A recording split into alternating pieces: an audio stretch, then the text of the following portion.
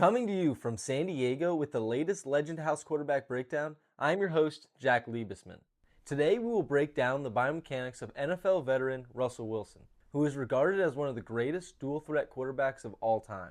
The Seattle Seahawks selected Wilson in the third round, 75th overall of the 2012 NFL Draft. He played 10 seasons for the Seattle Seahawks and 2 seasons for the Denver Broncos.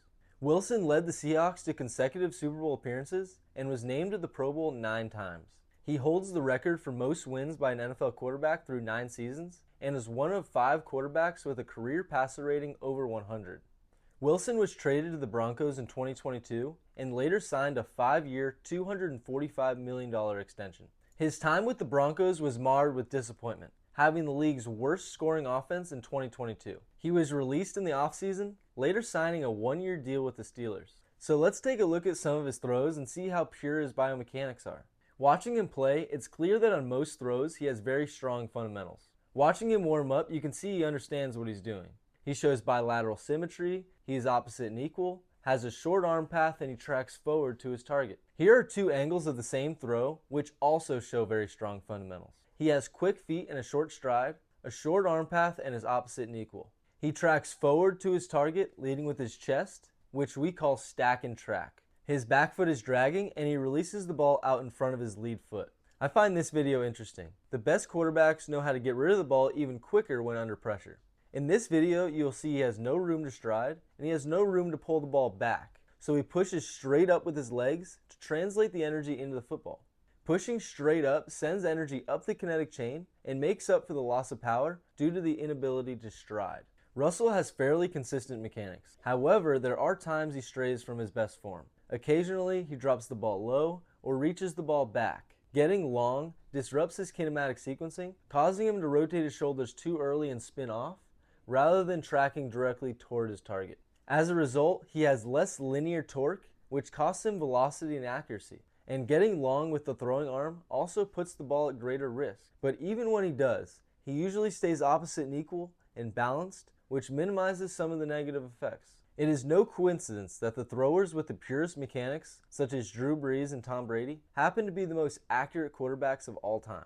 When you watch Russell Wilson warm up on the sideline, it is clear that he understands what proper mechanics consist of. You can see why he made 9 Pro Bowls and led 2 Super Bowl teams. The guy knows what he's doing.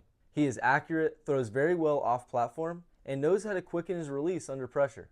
I've seen it many times where the wrong system or lack of offensive talent can make a great quarterback look terrible. When he has played for offenses that fit him, he has been a highly accurate passer, particularly downfield. On the Broncos, I suspect that Sean Payton couldn't adapt his system to fit Russell Wilson's abilities. I'm not sure what else would explain his resurgence with the Steelers. He looked lost and confused in the Broncos offense at times. Sean, if you're listening, please don't bounty me.